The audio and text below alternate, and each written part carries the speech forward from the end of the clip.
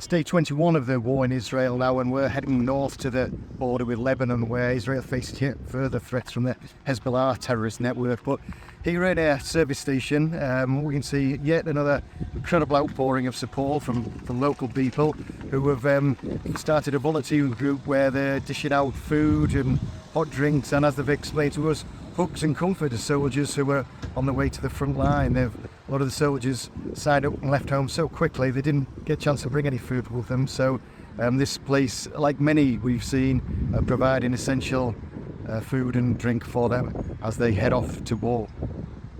We've spoken to one volunteer, Ora Beran, whose family actually come from Glasgow originally, and she's been working here every day providing food and hot drinks to hungry soldiers as they head off to war. Basically, the first thing I experienced was my friend got killed. A grenade was thrown at her down in the south, and I got a phone call a couple hours later from her husband. It was emotionally very, very difficult for me.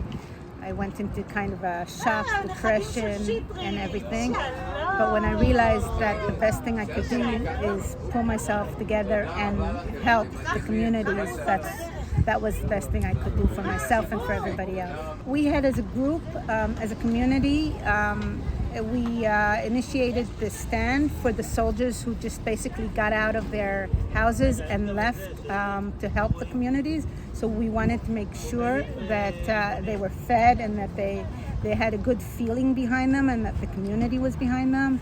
So we started organizing first in another stand, but then they moved right here. We got a lot of donations of food. People are cooking on the outside. People are organizing the schedule and raising the money to pay for the food, to make sure that it all goes to the soldiers. The soldiers come here from 8 in the morning till 6 in the afternoon, and then we give them fresh fruit, fresh sandwiches. Every day we do a different menu and things like that. So it's wonderful feeling that we can be there for them. And of course, when they come here, they are speechless. At first, it was like, wow, really? You know, and then even the soldiers took pictures of themselves, of us, and reposted it to raise awareness. And we started also offering, as I told you before, we offer hugs as well as food and support and whatever we can. We collect toothbrushes, towels, shirts, whatever the soldiers need. The soldiers are not as young as you think. They are anywhere from age 18, 19 to 45 and 50, and many of the older men that feel the need to volunteer, they have volunteered to help either the IDF or help the police. We're all behind them. It's our husbands, our kids, and yes, this is the only way we can recover from such a tragedy, because it was really awful. They still haven't recovered all the bodies, all the names.